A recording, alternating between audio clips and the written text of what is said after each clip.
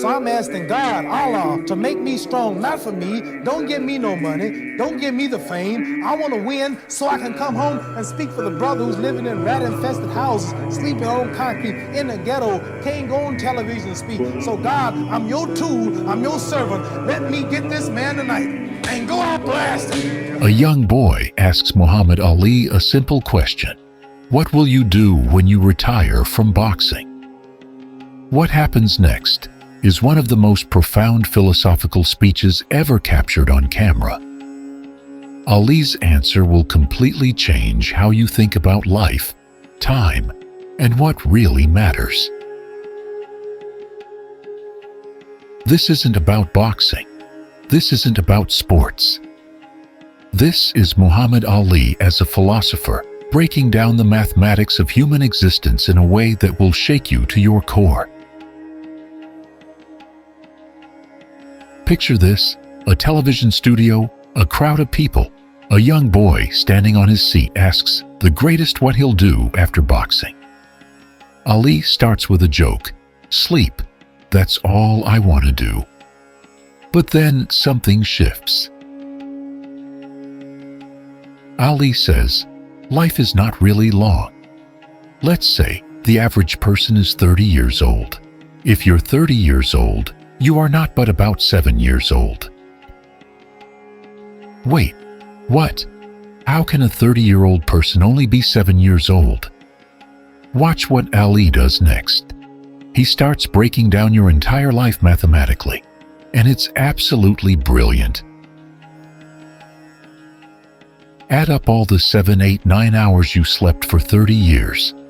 You've been unconscious for about 8 years. If you're 30 years old, you slept about 8 years. Think about that for a second. 8 years of your life gone. You don't remember any of it. You were completely unconscious. But Ali's just getting started, he continues. How much traveling have you done? From home to work, to school, to church. You've probably traveled 2 years of your life, just getting back and forth. 8 years sleeping, 2 years traveling. That's 10 years gone before you've accomplished anything. Then Ali tackles education. 6 hours a day in school for 12 years. Break it down. You sat in a classroom for 3 years without leaving. 3 more years sitting in classrooms. Now we're at 13 years of your 30-year life gone. Ali keeps going. How many movies, wrestling matches, entertainment, baseball games, probably 2 years of entertainment. Now we're at 15 years. Half your life doing what Ali calls nothing. Not building, not creating, just existing. Here's where Ali's brilliance really shines. He applies this to himself. I'm 35 years old. In 30 more years, I'll be 65. In those 30 years, I have to sleep 9 years. I don't have 30 years of daylight. Add traveling, entertainment, everything up. I might have about 16 years to be productive. So, what am I going to do in the next 16 years? This is the moment that changes everything. Ali asks the question that terrifies most people. What's the best thing I can do? Get ready to meet God. Now, whether you're religious or not, what Ali does next is philosophically brilliant. He asks the audience, how many believe there's a supreme being?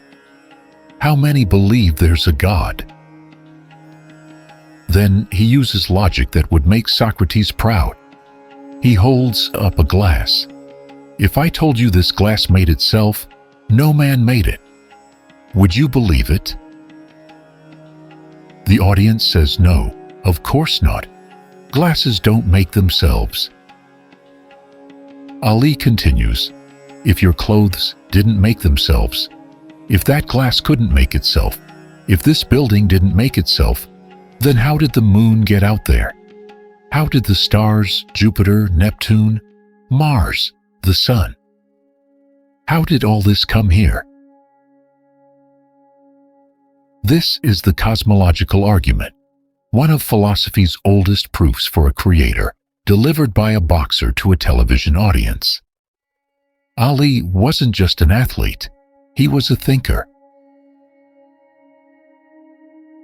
But here's where Ali gets really deep. He talks about accountability. Should a man like Hitler kill all the Jews and get away with it? Somebody should punish him. Ali is wrestling with one of humanity's biggest questions.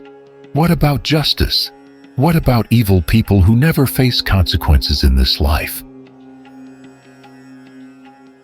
Then Ali shifts to mortality in a way that's almost uncomfortable. It's a scary thing to think that I'm going to hell to burn eternally forever. He explains why he helps people, why he's there doing charity work. God don't care about me beating Joe Frazier. God wants to know, how do we treat each other? This is Ali at his most vulnerable and honest. The tough-talking champion admitting he's scared of death and judgment. Then comes another mathematical breakdown that hits even harder. The odds are everybody in this room, some of you going to be dead 20 years from now, some 30 years, some 50 years. Ali's looking at a room full of people and calmly stating the statistical certainty that many of them won't live another 2 decades. It's brutal honesty wrapped in philosophical wisdom. We all going to die soon, Ali says, and if you live to be 250 years old, you going to come to an end after that. We don't have but about 80 years on Earth. This is a test to see where we'll spend our life in heaven or hell. Then Ali makes a distinction that's philosophically profound. Your body gets old. You don't have no teeth. Your hair is leaving you, but your soul and your spirit never die. That's going to live forever. Your body is just housing your soul and spirit, Ali explains. This is Platonic dualism coming from a boxer's mouth. Ali gets even more real. You don't own nothing. Even your children are not yours. Your wife is not yours. You die and come back a year later and see if your wife is by herself. He's speaking from personal experience here, talking about his divorce. My 4 children, they call another man daddy now. You don't own your children. This is brutal honesty about impermanence, about how nothing in this world truly belongs to us. We're just temporary stewards of everything, including our relationships. Then Ali delivers what might be the most powerful image in the entire speech. He asks the audience to imagine eternity. Take the Sahara Desert. Every grain of sand represents 1,000 years. Wait 1,000 years and pick up 1 grain of sand. Wait another 1,000 years before you get the next grain. Keep that up until there's no more sand in the desert. Do you understand what Ali just did? He created a visual representation of infinity that's both beautiful and terrifying. Ali points out that America is only 200 years old. We got 800 more years to go before 1,000. And you'd have to wait thousands of those cycles just to empty 1 desert of sand. That's how long eternity is. It scares me to think that I'm going to die one day. Ali admits, my plane might blow up. I'm always traveling. And to go to hell, and God is going to judge me. This is Muhammad Ali, the man who said, "I'm the greatest," admitting he's terrified of death and divine judgment. That's the kind of honesty that most people, especially famous people, never show. Ali concludes, "What am I going to do when I'm through fighting? I only have 16 years to be productive, get myself ready to meet God, and go to the best place." Muhammad Ali wasn't just the greatest in the ring. He was one of the greatest thinkers of his generation, using his platform to challenge people to live with purpose and urgency. If this changed your perspective on life, subscribe and let me know in the comments what hit you hardest. Share this with someone who needs to hear Ali's wisdom about time, mortality, and purpose. The greatest wasn't just talking about boxing. He was talking about how to live a meaningful life before time runs out.